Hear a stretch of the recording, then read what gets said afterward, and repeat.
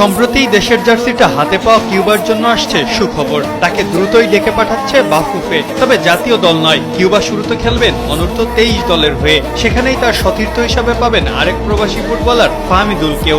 সিঙ্গাপুরের বিপক্ষে অভিষেক হওয়া ফাহমিদুলকে আপাতত জাতীয় দলে রাখছে না বাফুফে। কিন্তু প্রশ্ন উঠেছে কেন? সান্ডারল্যান্ড অনূর্ধ্ব 21 দলের হয়ে মাঠ মাতানো কিউবার জন্য অপেক্ষায় ছিল পুরো দেশ। তাড়াহুড়ো করে পাসপোর্ট সহ সব অফিসিয়াল আনুষ্ঠানিকতা সম্পন্ন করাও হয়েছিল।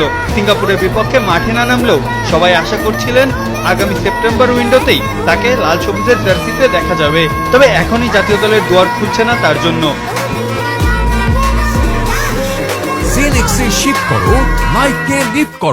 একই সময়ের আরো একটি বড় প্রতিযোগিতায় যদিও লাল সবুজদের প্রতিনিধিত্ব করবেন কিউবা।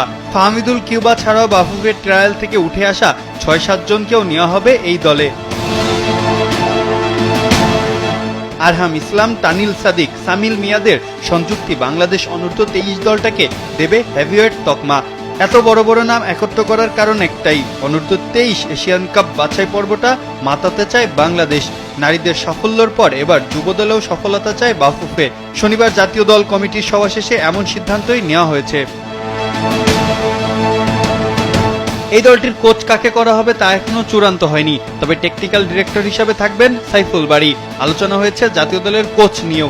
এই মুহূর্তে কাবরেরা থেকে ভালো প্রোফাইলের কাউকে পাওয়া যাচ্ছে না বলেই শোনা যাচ্ছে। ফাহমিদুল কিউবারা অনুশীলন ক্যাম্প করতে পারেন পূর্বাঞ্চলের ফোর্টিস ফুটবল গ্রাউন্ডে।